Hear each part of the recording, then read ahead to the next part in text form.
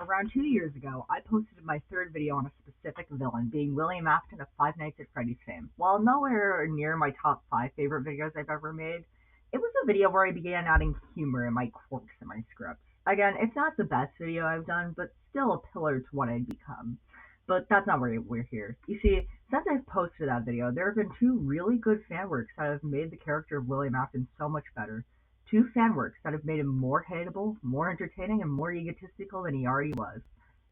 I'll be talking about the official Springtrap and my problems and how fans saved him.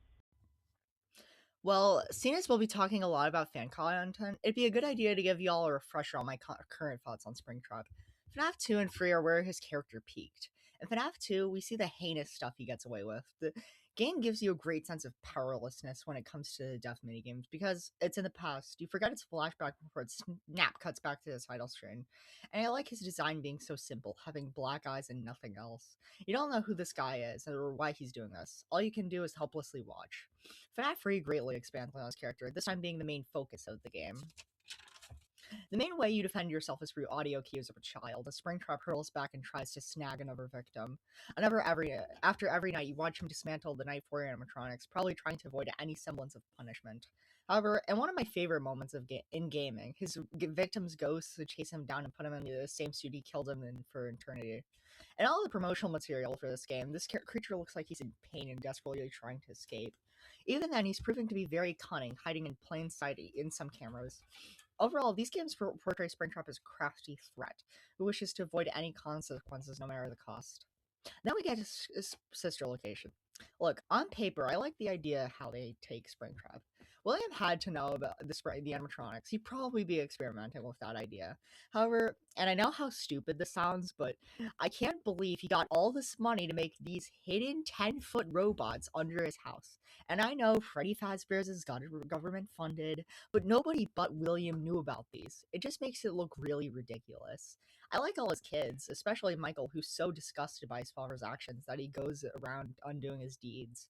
The topic of William loving his kids is hit or miss in the community. Personally, I see him a lot like Manfred from Ace Attorney, who, at the end of the day, did care for his kids, but still cares for his job more.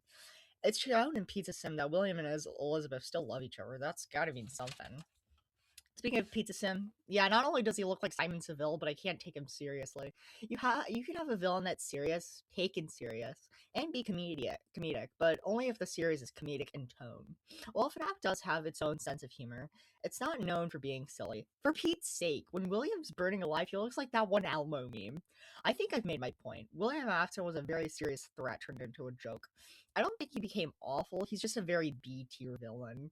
However, recently I've seen two amazing fan projects that fix his character. Sure, some of my issues are present, but honestly, they turn him into something more compelling and more entertaining character traits. So let's get into the first project, being Indie Cross. Indie Cross takes the best aspects of William Afton's character and amplifies it to 11. First thing to note is the new form he has, Nightmare Springtrap. Although it's a pretty much a recolor design-wise, I think it honestly makes Springtrap look more threatening. Besides, these two designs are going through two completely different things. Springtrap looks like as if he's in constant pain. However, here considering he's got cool new powers, here it looks as if he's relishing the power he's been given. And his character's written pretty well too. Sure, he still has that comically large personality, but I honestly think it works better here. Like I said, since he's got new powers, it makes sense his untouchable ego would come back.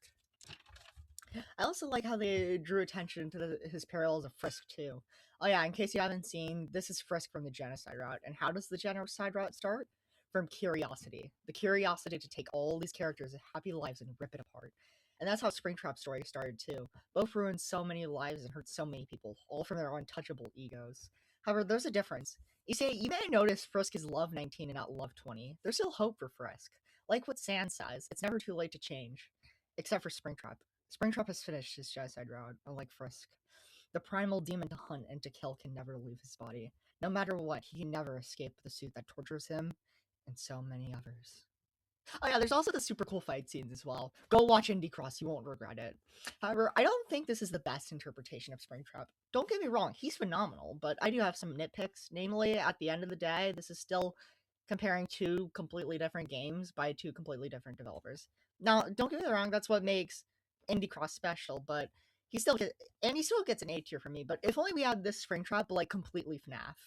Well, perfect segue to our discussion topic of today: Five Nights at Frick Bears. I'm just gonna say it right now. This is easily Springtrap's best appearance yet. But before I talk about him, I have to explain how Frick Bears works. Now, technically, it's more or less the same rules of the FNAF universe. However, there are some notable differences, like how Circus and Scrap Baby or Molten Freddy and the Fun Times are separate and two separate entities from each other. From what I can tell, Elizabeth possesses Scrap Baby, and there's two models of the Fun Times. Lefty's just quirky. It should also be noted that in this game, the events of FNAF 3 and Pizza Sim haven't happened, as depending on the route you take, it adapts the story of one of the games. For this video, we'll be focusing more on the route that adopts Pizza Sim, commonly referred to as the evil route. With all that said, we can start talking about Springtrap as a character in this game. How you salvage Springtrap is very different, as he's so rotten and smelly. The company barricaded him. He doesn't even qualify towards the quota. His description talks on how if you come into any contact with him, to only stare and not engage with him. It really adds to this mystery. Dying to him shows his narcissistic side, which this game fully leans into. Honestly, I think it really works here, considering every animatronic has their own personality to them. Doesn't really take away his threatening side either. We also go to his house where, oh boy, this part really leans into his narcissistic side. Pretty much the only thing he cares about is his robots. Afton has no care towards his children. If anything, he hates them for interfering with his one love. It's not even implied Scrap Baby loves her dad anymore. Once Elizabeth possesses Scrap Baby, William completely dismisses her. And once she died, William begins torturing Michael. What makes me really like William is how over the top he is. Like, what he did is taken completely seriously, but just how much in love with himself is taken kind of comedically. Like, there's a line where it says an employee is coming out, and all William can say is, well, she's playing her role really well because she voices Chica. Like, this man is so in love with himself, he's oblivious to everything around him. Emotionally, that is. And if you know me, my favorite villains are the ones who are so evil and narcissistic that it's just funny. Now, you may be wondering why I included him here. He's good, but is he top of the class good? Well, if you do decide to salvage Springtrap, you'll meet Vanny, who pretty much worships Afton, and she wants all the Pizza Sim animatronics. Collect them all, and what's your reward? This amalgamation of all 6 animatronics you've collected, known as salvage. Now, while there are technically 6 personalities, Springtrap's ego is so big that the other egos are fueled his, making him the center stage. Which, do I need to say how crazy that is? And now that he's in his most powerful state, this is the biggest his ego's ever been, acting untouchable. To be him, you have to use every tool at your disposal: your flashlight, the doors, the vents, electrical shocks. But even in the end, it's all for naught. Salvage corners us, telling how nothing we are. And then Michael burns Frick Bears to the ground. Michael, the one person Salvage mistreated and ruined his life the most, is the one to take him down. In the end, no matter how untouchable Salvage thought he was, he made one fatal mistake. When you play with fire, you're going to get burned. Which I guess also applies to us, considering we are the reason for all this, but I digress. But overall, this is the best Springtrap has ever been written. His over-the-top ego really works to make him threatening and funny, but being serious when he needs to. I see no reason not to put him in S tier. But with all that said, why don't we finally discuss how to make Springtrap work with these two projects? The main thing I want to know here is how they handle Springtrap's ego. In both projects, they both highlight how over the top he is. However, it's not highlighted when he wears the suit.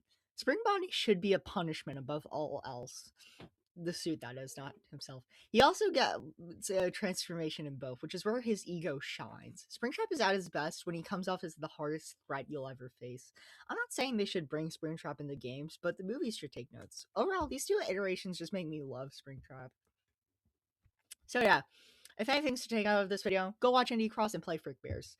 But for free, funny, have great action and art style, and are great. I want to end this video by saying I still like Five Nights at Freddy's. When people do a look back at the series, they end up finding the series cringe. And okay, it is cringe, but I don't know, art is subjective. My favorite series in the universe, and it involves a hedgehog whose only diet consists of hot dogs. I say let people like what they want to like. Next video will involve animated villains, I promise. But for now, thank you for watching.